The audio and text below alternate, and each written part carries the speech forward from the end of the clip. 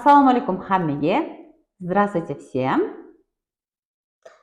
Привет. Бүгін Расылбекпенен рубрикаларымызды давам етеміз.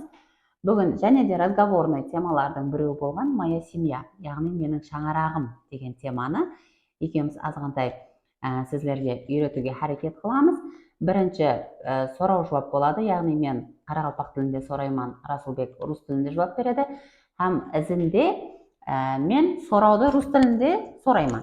Ең шын ондай болады, себебі сіздердің құлағыңыз үйрену керек болады. Һәм рус тілін үйренуде бұл жүдә жақсы эффект береді.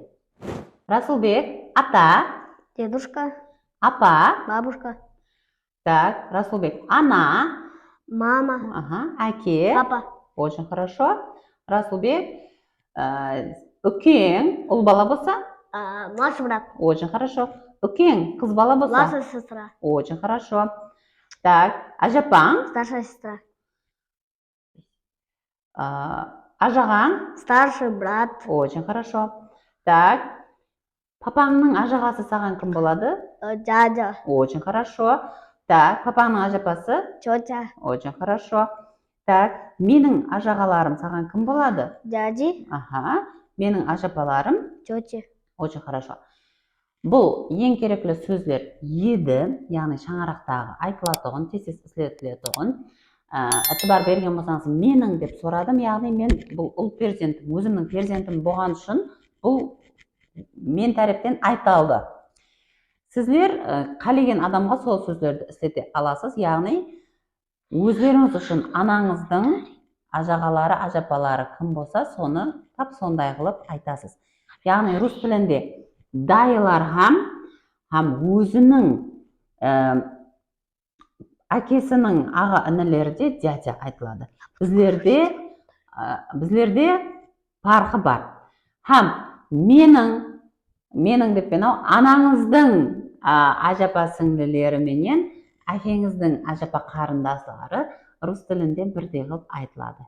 Қазір ғана Расылбек мен қарақалпақша сұраған сөздердің жауапларын русша айтты. Енді екінші ярымы русша болады, яғни сұрауда да мен русша беремін, һәм Расылбек соларға русша жауап береді.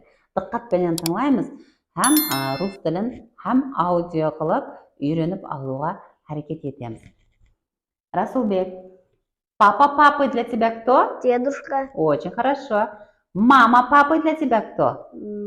Бабушка. Очень хорошо. Я для тебя кто? Мама. Очень хорошо. Так, если у тебя есть младший брат, для тебя кто? Братишка. Можно, братишка. Так, моя дочь для тебя кто? Сестренка. Если она младше? Сестренка. Младшая сестра. Да? Очень хорошо. Так, брат папы для тебя кто? Дядя. Очень хорошо. Сестра папы? Тетя. Тетя.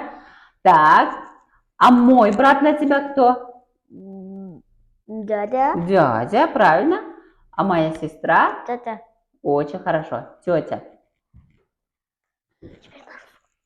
Сонымен ең керекті болған сөздерді айтып өттік. Және қандай сөздерді, яғни менің шаңырағым темасында қандай сөздерді білгіңіз келсе, комментарияда жазып кетесіз. Менің өзімде сіздерге қосымша сөздер беремен, өздеріңіз үйренуіңіз керек болған. Һәм Расылбек бір зат айтаман дейді, Расылбек. Подпишитесь на канал, ставьте лайк, если есть вопрос, пишите в комментарии. Пока. До свидания.